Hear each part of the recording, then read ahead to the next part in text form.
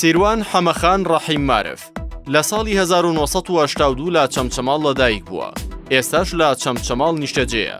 مامۆسای و کارژێری مەڵبەندی چەمچەماڵی کۆمەڵی دادگەریە. لە ساڵی 1994ەوە پەیوەندی بە کاری ئیسلامیەوە کردووە. هەڵگری بڕوانامەی 1. بەکالۆرۆس لە زانستە کشتوکاڵیەکان بەشی کیمیایی خاک لە ساڵی 2005 بۆ 2006. 2. ماستەر لە زانستە کشتوکاڵیەکان بەشی کیمیایی خاک لە ساڵی 2014 بۆ 2016. ئەو پۆست و بەرپرسیارەتیە حزبیانەی پێشتر هەیبوون. 1.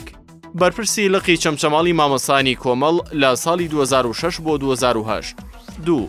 کارگەری ڕێخستنی مەڵبەندی چەمچەماڵی کۆمەڵ لە ساڵی 2008 بۆ 2012. 3. کارگەری هەڵبژاردن و ڕاگەاندنی مەڵبەندی چەمچەماڵی کۆمەڵ لە ساڵی 2012 بۆ 2019. 4. بەڕێوەبەری دەنگی کۆمەڵ ڕادیۆی چەمچەماڵ لە ساڵی 2014 بۆ 2016. 5. کارگەری مەڵبەندی چەمچەماڵ و بەرپرسی ئەنجومەن لە ساڵی 2019 تا 2024.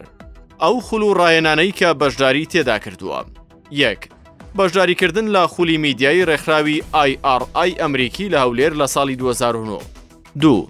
بەشداریکردن لە خولی ناسینی جۆرەکانی کەسێتی لە سلێمانی لە ساڵی 2012. 3. بەشداریکردن لە خولی پلان لە ڕێکخراوی گیزی ئەڵمانی لە چەمچەماڵ لە ساڵی 2023. 4. بەشداریکردن لە خولی زمانەوانی ئینگلیزی زانکۆی چەرموو لە چەمچەماڵ لە ساڵی 2020. 5. بەشداریکردنی لە خولی ڕێکخراوی گەنجلیل مرکزی لە تورکیا لە ساڵی 2014. 6. بەشداریکردنی لە خولی تایبەت بە بانگەشەی هەڵبژاردن لە ڕێکخراوی NDI ئەمریکی لە هەولێر لە ساڵی 2013. 7.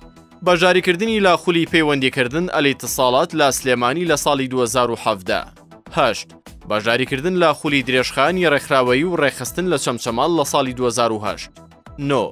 بەشداریکردنی لە خولی پێداگۆجی زانکۆی چەرموو لە چەمچەماڵ لە ساڵی 2020. 10. بەشداریکردنی لە خولی زانستی شەرعی جەمع الجەوامع و منهاج الطالبین ساڵی 2024. شارەزایی و لێهاتووی هەیە لە زمانی عەرەبی، زمانی تورکی، زمانی ئینگلیزی، چالاکی ڕۆشنبیری و کەلتوری، نووسین بەشداری کۆنگرە و کۆنفرانسی زانستی و کۆڕ و وانەوتنەوە. 1. ئەندامی دەستەی نووسەرانی گۆڤاری پەیامی مامۆستا. 2. ئەندامی دەستەی نووسەرانی گۆڤاری کۆست. 3. بەشداریکردنی لە کۆنگرەی خاکناسی لە ئەستەمبوڵ لە ساڵی 2015. 4. بەشداریکردنی لە کۆنفرانسی ئەنفال و جینۆساید لە چەمچەماڵ. 5. بەشداریکردنی لە کۆنگرەی خاکناسی لە قاهرەمان مەڕەش لە تورکیا لە ساڵی 2016. 6. بەشداریکردنی لە کۆنفرانسی ناساندنی مامۆستا عەباس ئاوبارەیی لە چەمچەماڵ. 7. بەشداریکردنی لە ئاڵمەتی کۆکردنەوەی هاوکاری بۆ کوردانی ڕۆژهەڵات. 8. بەڕێوەبردنی دەیان کۆڕ و سیمینار. 9. بەڕێوەبردن و وتنەوەی دەیان کۆڕ و سیمیناری پەروەردەیی بۆ قوتابیان و مامۆستایان. 10. بەڕێوەبردن و وتنەوەی دەیان کۆڕ و سیمیناری پەروەردەیی بۆ کادیرانی حەزب. پەیامی پاڵێوراو بۆ دەنگدەر، ڕازگۆ دەبین لەگەڵتان.